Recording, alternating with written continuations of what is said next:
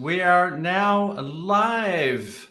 Welcome to Live with Marcel and Kilani, and we have a very special guest today. Kilani, would you like to do the introductions?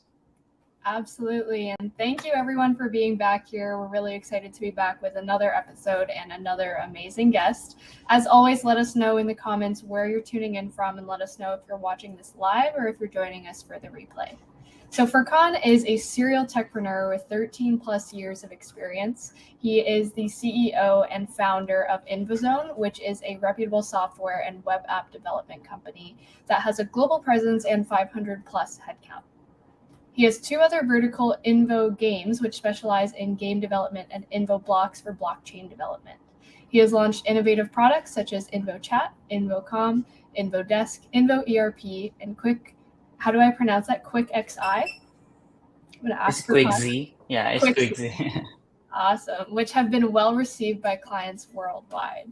So welcome to the show, Furkan. We're excited to have you.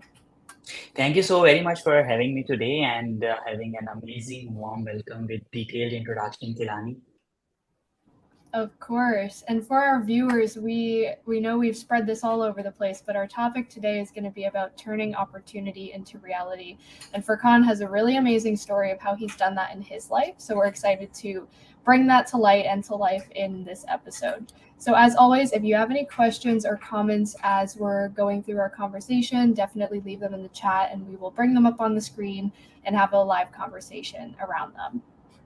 But just to get us started, we have a couple of questions for Khan. First things first, could you tell us a little bit about your story, about how you got started in all of this? All right. Whenever I have to start about my story, I start from little back in my past. I was born and raised in a very small village in Pakistan. Like Pakistan itself is a kind of I can say underdevelopment or poorly developed country, if I can call it, because there are a lot of room to develop there in Pakistan specifically.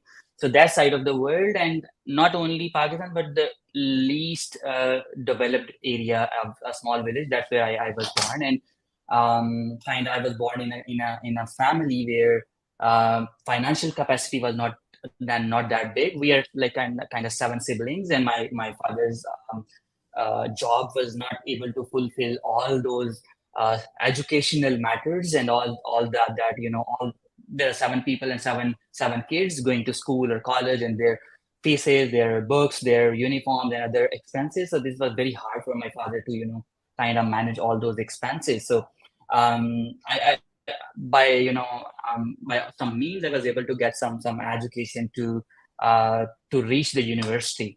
So when I was going to touch the university for the Bachelor of Science in Computer Science, I was not having enough funds for my degree to sponsor.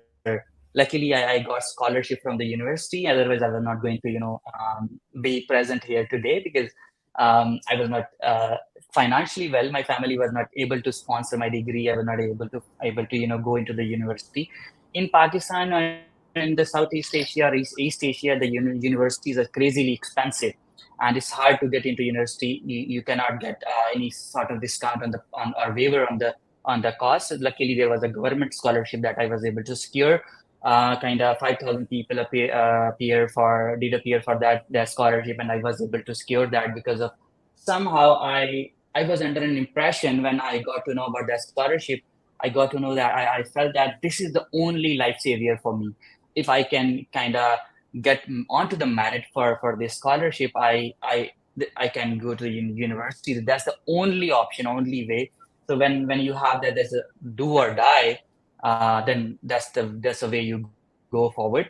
And I started struggling and hustling for that scholarship to kind of achieve, and eventually I was able to do that. So once I went to the university, though it was fully funded scholarship, but I was kind of still eager to start doing something quite quickly, quite easily.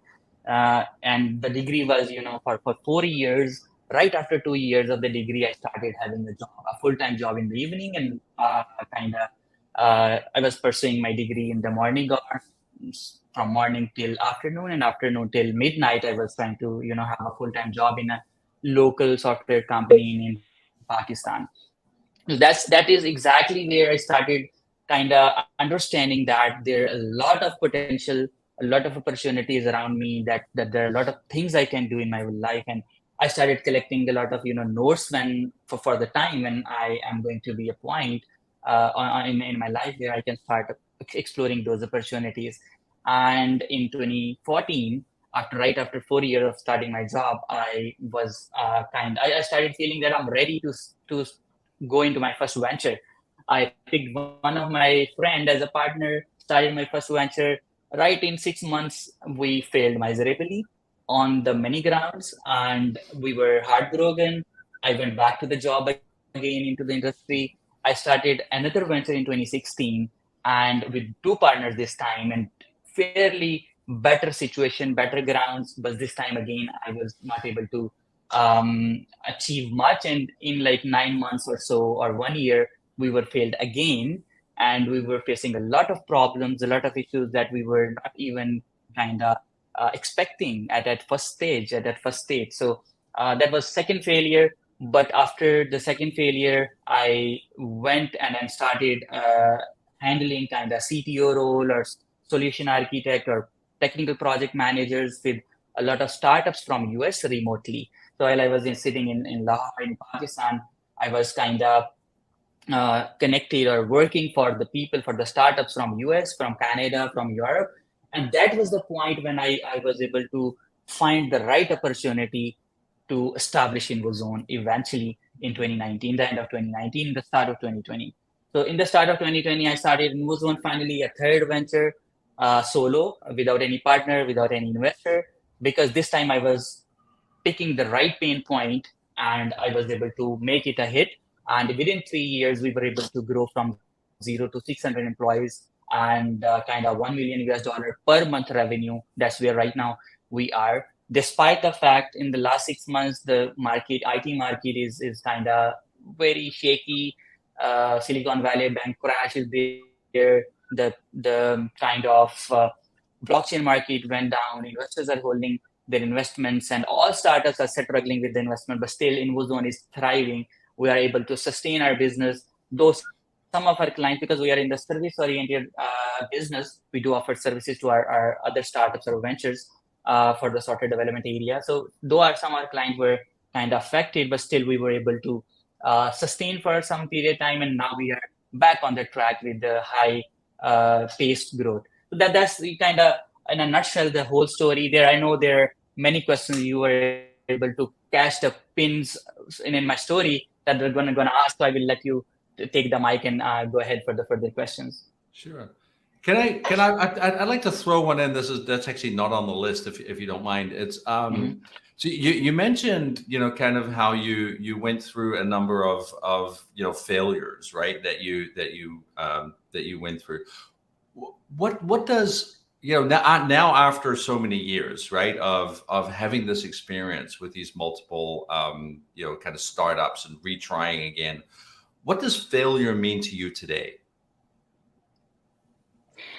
Failure for me is kind of opportunity to learn. Again, we are talking about opportunities today. So it's just kind of, you do something and you find out that, okay, this method or this approach or this kind of pattern does not work. So when you, let's say, fall for 99 times and you are able to make it success for the 100th time, it means you find out that 99 ways are not worth spending time, or they are not kind of right way to go. And there's only one approach that you are able to make a hit. So other than these three ventures that I spoke about, I did two other things as well in my life that was failure as well, that were not related to IT industry, by the way. They were related to some other businesses like a restaurant or a fuel station or whatnot. So I kind of not mentioned those two ventures that I tried other than information technology industry. So, but those were also some sort of learning for me. Those were not failure I can call, but I was not able to call them success either, because there is a definition of success, and it varies for everyone. The definition of success, but for me, they were not success. But I was able to get some acquisition for both of those businesses and get myself out of rid of them, and was able to focus onto InvoZone solely.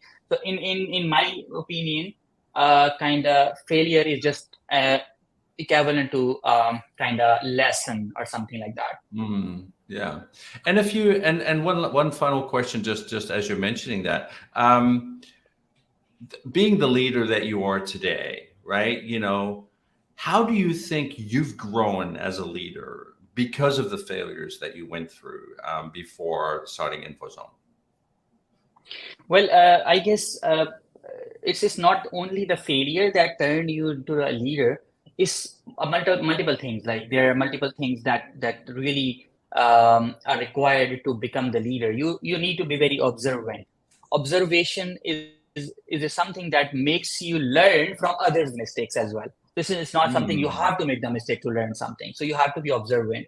You have to educate yourself. So sometimes you don't really need to see the mistakes. You actually need to see what works for others. So you have to educate, you have to explore, you have to kind of read books, read journals, read newspapers, watch podcasts, watch some maybe movies, business related movies or whatnot, or series, and network with people, go attend some kind of conferences and see. So you need to actually kind of be very hungry about gaining the knowledge. And then that's exactly where you start pointing out, okay, what works, what does not. For X, it works because, okay, so sometimes we see that this pattern works for Kilani, but her situation is completely different, maybe. And if I apply the same scenario, same pattern, I may not be able to do the exact same execution because my situation is completely different. Some product is very much successful in, let's say, San Francisco, and that's not successful in Singapore because market is completely different. So market fit is also there. There are many things that you need to understand and learn to become a leader into the specific domain and specific industry. Again, you don't have to peep around into multiple things that I did, like restaurant or fueling station and then IT company. So I guess this is a diversion of focus. Sometimes people can make success out of it, but most of the time you cannot, because diversion of focus is a bad idea. Oh, awesome. Wonderful. Yeah, thank you so much for sharing your story. And I really love that you highlight your failures as part of your journey to success. I've had conversations with a number of entrepreneurs recently, and almost everyone I've spoken to has said that they've completely failed at some business venture before they created a successful one. So I think it's such an important part of an entrepreneur's process. And I think it's great that you kind of highlighted that on your way to success. And the last time we spoke with you, and for our audience, Marcel and I had the privilege of speaking with meeting Furkan in person when we were in San Francisco in March. And you mentioned that you've always had a talent for spotting opportunity in places that most people don't. Where do you think that talent came from? All right, so when I was kind of young, I was 13 years old, and I was kind of detracking from my studies, and my mother, during the summer vacations, my mother said that she realized that I'm kind of getting detracked from the studies, and I'm losing the interest, and I would not be able to get good grades or so and so forth, and reach go into the right direction in my life. So what she did, she just pushed me out from home during the summer vacation, and she said that go ahead and go find some job and do something, and bring some money to in the end of the day. Otherwise, you won't get the food or something like that in the dinner. That was the point when I just ignored my mother, because I thought that like she's just like kind of kidding me or something like that. But in the evening, in the afternoon, I was not really offered with a dinner. And that was the point. I started taking her serious. Okay, she's not that, she's not that non-serious at this moment. The next day I went out and I started searching for some work, because in some countries child labor is an abuse, and I guess it is everywhere. Child labor is an abuse, but I was underage, like 13 years old kid, and I was forced by my parents to do something during my summer vacations because I was just wasting my time. So there was something in the back of my mother's idea that why she is pushing me out to do something, because he knew that what exactly gonna be turned around. So I went out and started finding some job, and luckily I was able to find a bookshop, and he asked me to distribute the newspapers. It is like I was 13 years old kid. Right now I'm 30 years. So it's 17 years back. So one newspaper bookshop asked me to distribute the new newspaper in the early morning everywhere. I had to pick that job because I have no choice. I have no option. So I just started distributing the newspapers. And while I was, forced to do this job, I started exploring what other options I do have, because this job is not something very amazing. This job is not something that kind of fits my personality, and I'm not liking this job. So what other options are there? So that's exactly like 13-year-old kid started exploring the opportunities or options, and wherever I go, I started thinking about, okay, is this an opportunity? Is that an opportunity? And if that is an opportunity, and like if I start doing something into this direction, will it be a successful business idea? Will it be a successful, is there any return over investment? Though I don't have any investment, but I'm going to spend my time maybe into this direction. So that's exactly the point where, so if, the seed was kind of into my brain from the point when I was a kid, and after that, after like kind of doing that sort of job for 3 months or so, I compared the earning I was able to earn from these newspaper distribution job, this job, and I was able to kind of compare it with my imaginary life that I'm going to spend. I want to spend in my future. The money I was making out of this all kind of, summer vacation thing, and the money I need to reach that point was a huge gap. So when you see a gap, when you are able to see that gap that I was not imagining before, and my mother pushed me out, and I was able to find that gap. And now when the gap is there, that's the point when you start understanding what the opportunity means, and that's where you start understanding from where. So the talent of gaining the opportunity or picking the opportunities, I guess, is not God gifted. That's my belief. Is somehow something that a life changing moment or something that happening in your life that makes you kind of keep looking for the opportunities and whatnot. That's the point there. And other than that, when I was kind of trying to find a job, I realized that many people like me, many kids like me, or many youngsters like me, or young people in my country, in my region, they want to do something in their life, but they really don't have options. They don't have a lot of options, a lot of jobs, a lot of stuff for themselves. That later turned into my own venture as well. So I started, a company to give the opportunities, to give the jobs, to give the, kind of bread and butter for those people who really want to do something, but they are not able to find the job. That's why, like I was aiming to give 500, 600 people job at least minimum initially, but that was my whole life goal. But that I'm able to fulfill within the 3 years, and now I'm planning to touch the 5,000 point later in like next 3, 4, 5 years probably.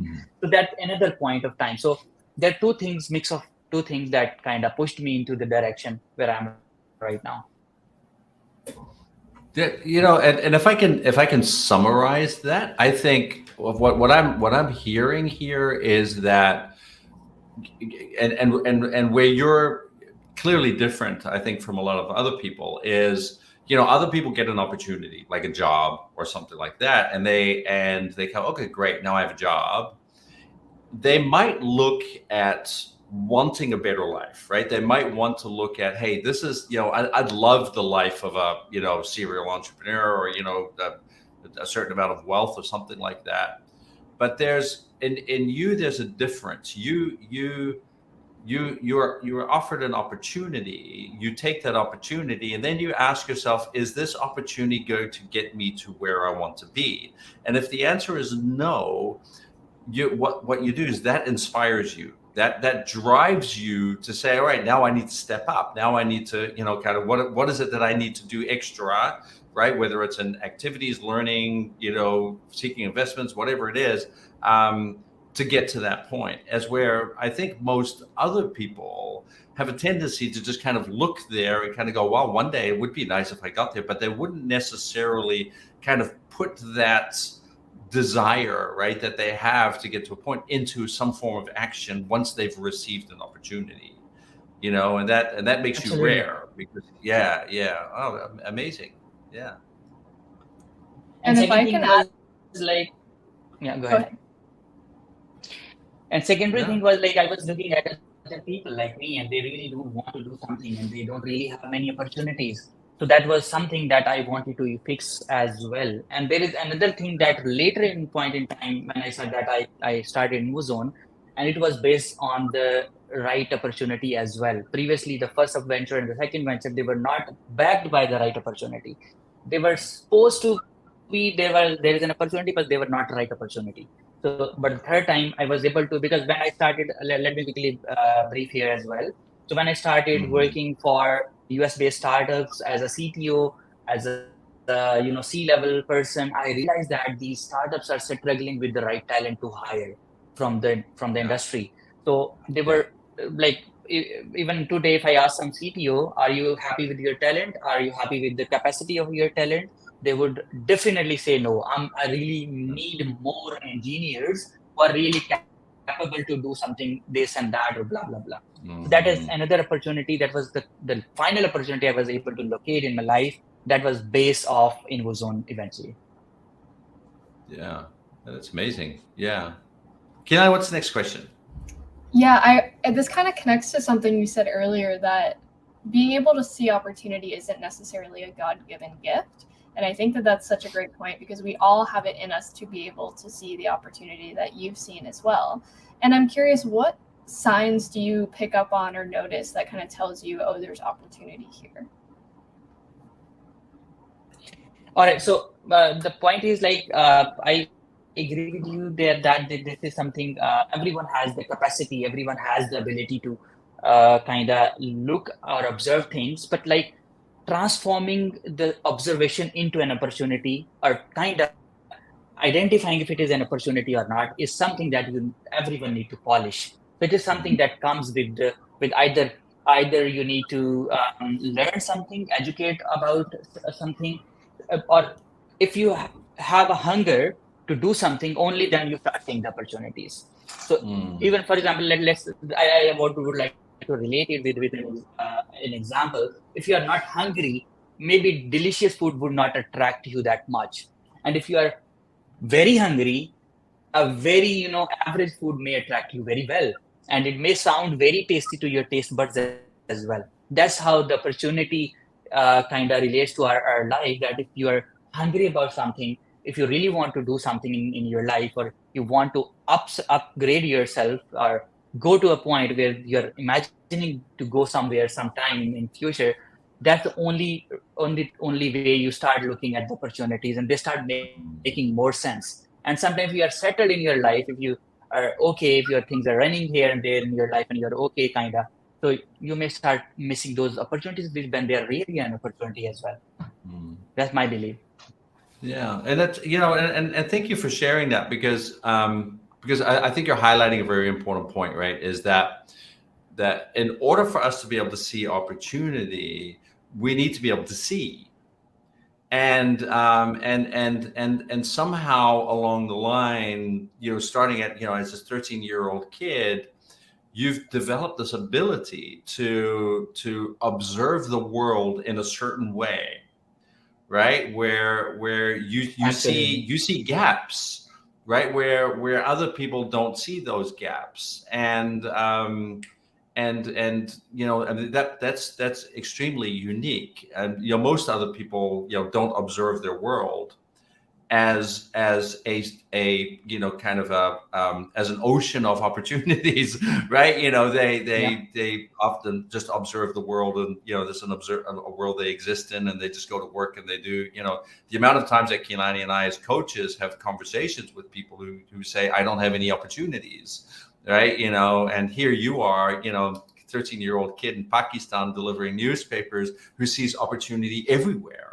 And I think Yep. I think the key marker for feeding that is hunger, right? Because how hungry are you? And I think if we can all be we can be really well fed and still be hungry, right? There's still, because Yep. being hungry is a metaphor for wanting something bigger in our lives, and there I think there are a lot of people who want to be hungry but may not necessarily know what it means to be hungry, right? And through that lack of hunger, might not be seeing the same opportunities that you're seeing, but you're approaching this because you know what it's like to be hungry, and Yep. you're still approaching life, even though that today you're very well fed, you're still approaching your life with that degree of hunger, right? Which is still allowing you to observe your world as this ocean of opportunity. That's powerful. Yeah, thank you for sharing it. That was very cool. Yeah. And if I can say too, I noticed when Marcel said, when we talk to people and they say, oh, there's no opportunity for me here, I noticed there was an eyebrow raise from you over there, Furkan. What kind of went off for you when he said that? Well, I was able to relate with many people I used to meet, and they complaining kind of same, because I was kind of relate that with my experiences happening here and there. And when I'm clearly seeing something, some opportunity and some place to opportunity is not something doing new. It's sometimes opportunity to improve, opportunity to optimize the existing business model, or existing system, or existing, maybe I don't know, whatever you are doing. So optimization is another opportunity that you can, cutting down the cost, increasing the revenue, and increasing the profits, or making the things easier for you, automating the businesses, sparing more time from there are many things that can be called as an opportunity. So whenever I meet people, they not necessarily need to start a new business. They sometimes need to optimize their existing business. They really feel like, oh, I guess I don't find a way to offload a workload from my head because I am too expensive into this thing or this responsibility and whatnot. But they're not really seeing the opportunities to optimize their business at all. So, or optimize something. So opportunity is something that maybe you need to know the meaning of opportunity itself. Need to, as Marcel said, you need to know the meaning of hunger or greed or whatnot. So otherwise, you definitely not going to relate it. Unknowns would stay unknowns for you all for forever. Yeah, and it's almost like you're saying, and I agree with that. Right, is that everything is an opportunity, and it's just permitting whether or not we see it that way. Pain is an opportunity. When you're when you're in that pain of being too busy, right? And how many of us live life saying to ourselves, I don't have time? That's an opportunity, right? That's an opportunity. That's the universe telling you, here's an opportunity for you to learn how to do things differently, permitting you take the opportunity. Yeah. And so it's almost like a mindset, isn't it? It's like and in ontology we call it a mood, right? It's just a way that you wake up every single day and you could say, can I see every interaction, every thought, every emotion that I have as an opportunity to learn and grow and to change, right? And because I also think that change is one of the greatest outcomes that we can see from following an opportunity, and unfortunately, of course, too many businesses and too many people are afraid of change. And I think that's that fear of what might happen if I chase this opportunity, tends to be a very restricting one. So yeah, absolutely, it is really just kind of how do you wake up in the morning, and are you willing to see your pain as an opportunity for change? Yeah, wonderful. Yep. Yeah, thanks. Yeah. I think another great strength you have too is that you're able to both see opportunity and actually fulfill it. Hence the name of this live stream, which is something that very few people are actually able to accomplish. How are you able to do both? So it's very rare thing to connect the opportunity with the fulfillment, or kind of achieving what exactly you are dreaming for. Not everyone can, because there are kind of three categories of people, according to my opinion. One is who see the opportunity, or who know their pain point, but they keep complaining about it. They don't really want to take some action or some step or something like that. That's one category. Most of people fit into that category, I believe, because whenever I see someone and meet someone, they're just complaining about their shortage of time, their busy schedule. They could not reply my WhatsApp about not because they were very busy somewhere, blah blah blah. But they're complaining about their busy schedule. They're complaining about their pain points, but they are not ready to take something out of their the opportunity they're seeing. They don't want to work onto that area.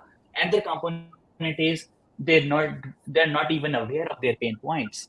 Like they're just like kind of running into a robotic life. They're going to the job in the morning, spending all day over whatever they're doing, and coming back in the evening. They're not even aware of the pain points. And there's this third category which we are trying to talk about. They see the pain point, they understand how to resolve it, and they kind of take the action to reach there, or kind of resolve that point, or optimize, or whatever is the opportunity, to turn the opportunity into the reality. That's something not everyone has the capacity of, because to start with something you have to start, to reach there to you have to start. So the first two categories that I mentioned about, they don't really take the first step. They don't really, even if sometimes they take the step, they really fall or they fail, they just stop it, and then they go back to their comfort zone once again. So many people talk about the comfort zone, many people talk about the failures and taking the step, and if you are not able to achieve from your first step, try again and try again and again. Eventually you would be able to reach there, something like that. So even in my case, it happened the same. It's not very different story from others, but it resonated to few people who were failing, trying, and eventually they were able to reach there. That's something, the courage. That's something, the belief that, do you think that okay, no problem. I did it first time. I did a lot of mistakes. Second time, I did mistakes, but the kind of frequency or the strength of the mistakes were relatively smaller than the previous experience. And the third time, I would again do the mistakes, but this time would be making much smaller mistakes as compared to the second time or the first time. I kind of, whenever you do something, for example, if you start riding bicycle, the very first time you might fall. So it would hurt you probably. And the second time you maybe would do a better job, but still with the shaky hands and whatnot. And the third time you would be much better. And slowly, one day you might be doing one wheeling or something like that with the same bicycle, because eventually it made you aware that what works, what does not work, and eventually you are able to ride the same bicycle in a very perfect way. So for me, how did it work is exactly like failing and trying, trial and error, trial and retry, and something like that. That pattern worked for me very well. I tried, failed, and third time I was able to kind of do it much better way, and then reaching the point where, so that's how it is. And in other words, if I talk about some other areas when I was trying to do things in a way, so I was quite focused on my vision, what exactly I'm trying to do, and what I'm exactly want to uh, do with the opportunity I do have. And also at the same time, I was kind of keeping all the realities in my mind as well. So without sometimes the opportunity is there, but we don't really evaluate the realities or ground scenarios or ground situations, which really kind of disconnect our opportunity. Or just as I said earlier, that a market is not ready for something. The ground reality is that you cannot deploy that product, or cannot introduce that product into that market specifically, because market is not ready. So the ground reality is saying that this market is not ready. Maybe some other market is for this kind of product, or this kind of idea, this kind of opportunity. So you cannot misfit an opportunity to a different market, or different scenario, or different situation, or different maybe age group or whatnot. So and then again, sometimes you really need to revise your goals as well, or revise the way you want to take things forward as well. So for example, with InvoZone, the way I started in the end of 2019, the passion was different, the ideas were different, the execution path I designed, or roadmap I designed was completely different. But with the passage of time, I kept learning, I kept understanding, okay, things are not that way where I wanted to go. So I had to retweak or reiterate my plans, my roadmaps to kind of, so, and in my opinion, the third thing that I am mentioning here is to keep learning when you're doing something, and keep reiterating or revisiting your roadmap to reach the goal or reach the point where you want to. The goal is turning your opportunity that you have in hand into the reality. That's the goal in our situation. So you need to revisit your kind of roadmap frequently, and then something that you have to. And the last thing, in my opinion, I guess, strengthening up the processes and procedures for something that you want to do. So you cannot do anything randomly. So opportunity is there. You want to meet that opportunity. But in my opinion, if you can kind of make things process oriented, that or the roadmap we're talking about, if you can turn that roadmap into kind of smaller processes, eventually you can reach that point. So for example, we spoke about busy schedule. A person is very busy and he's not ready to take some time to optimize their processes. Maybe he really need to introduce some process into the pipeline that spare a lot of his time. Maybe a delegation or something may spare some time. So these 3-4 things, I guess, are kind of my areas where I could work on to convert the opportunity to the reality. That's really cool, and I really like that it keeps coming back to the trial and error, the failure to success pipeline. I think a lot of people, when they try something new and embark on something new, they fail once and then they're like, oh, this isn't for me, it didn't work. And what I think a lot of people don't realize is that all success comes from just multiple failures in a row, and it's just getting up one more time, then you've been knocked down. Yeah, and it's almost, yeah, and I would almost add to that. I think for any aspiring entrepreneur, right, is understand that when you're going to start your first business, in all likelihood, you're going to fail, and you're supposed to. And I think that is a conversation that we don't have enough, right? Is that you're supposed to be failing, because your failures are going to lead to your success. They're opportunities for success, and but they're only going to be that way if you're willing to fail. Right. And you're willing to have that relationship with that failure in a way that it is an opportunity. And as I'm hearing you, Furkan, I'm even thinking about my own life. There have been ventures that I started, in the past that I deemed failures, but actually didn't see as an opportunity to try again, or to go again, or to do it again. So, thank you for sharing that. That's even very enlightening for me. As I'm kind of getting on with age, I'm learning every day too. So thank you for sharing that. Yeah, it's a great reminder for all of us, for sure. And as I see we're heading towards the end of our call here, I just want to give Furkan the opportunity to share a little bit more about your company and what you do, and maybe where people can connect with you and your company as well. Yeah, sure. You already mentioned InvoZone, InvoBlocks, and InvoGames. These are 3 verticals under InvoZone itself. And we are a software development service provider, working with ventures, mid-sized ventures, large enterprises, and startups in the tech space, where specifically our ideal, kind of partners are kind of customers are when they really want to do something in the IT industry, or they do have some idea or something that really want to develop, or kind of make a software out of it, or you already have something that is used to automate your internal processes, a back office or admin panel or something like that. So, or something very crazy in the gaming industry, maybe probably you want to develop a new video game that you want to introduce for the market or something like that. There are a lot of potentials in the blockchain space as well at the same time. So we have 3 verticals: InvoGames handling all the metaverse, mobile game, web game, or PC or console based games,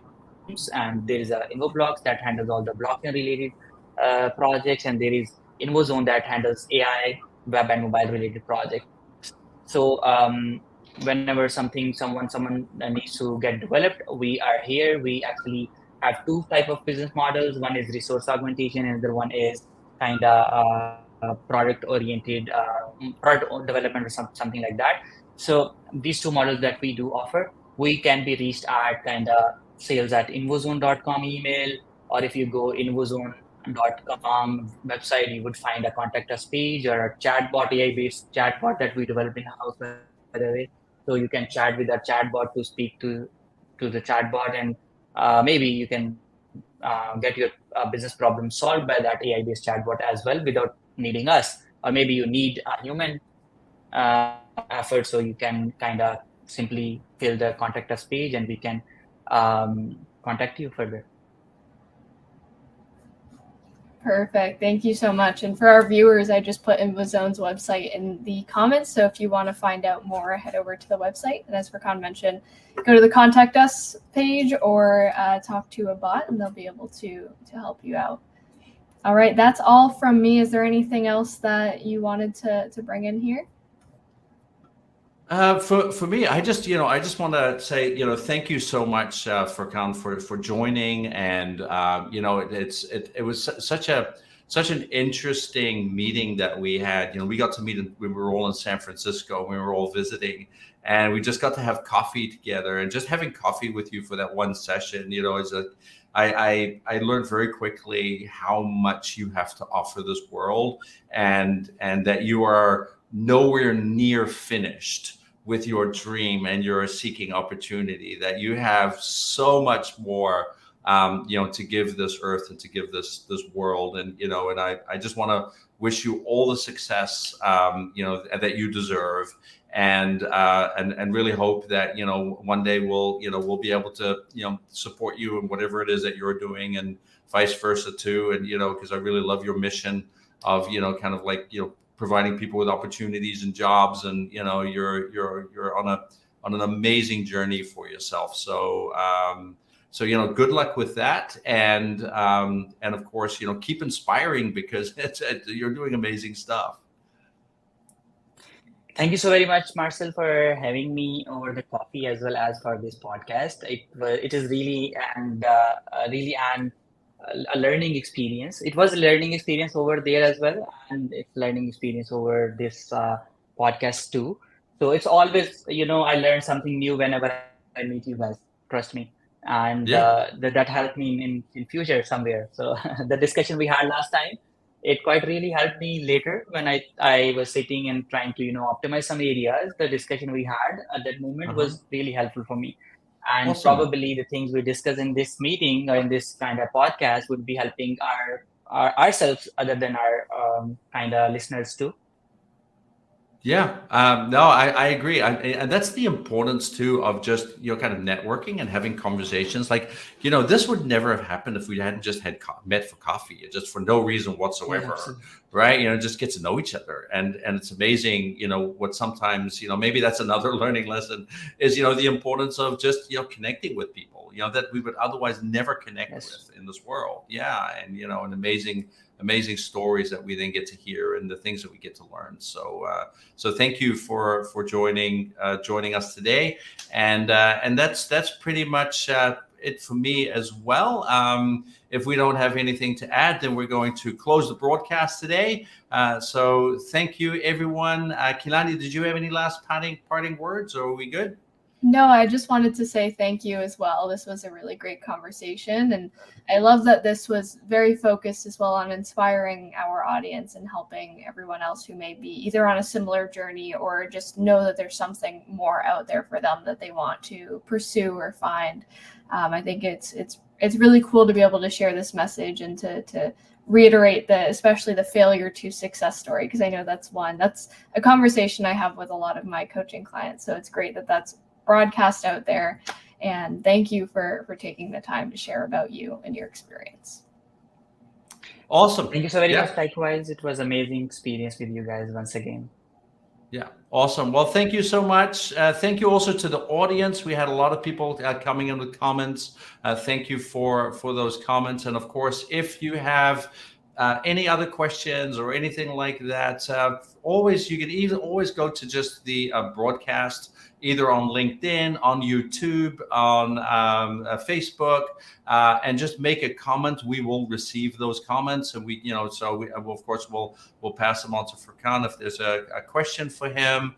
And stay in touch, and we will always try to help anybody out. And of course, if you also have anyone that you would like to see as a guest, or have any ideas yourself, or a life story that you would like to share and you would like us to celebrate with you, feel free to let us know, and we can always have a conversation about that too.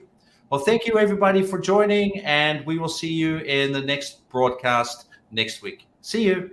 Bye-bye, everybody. Bye.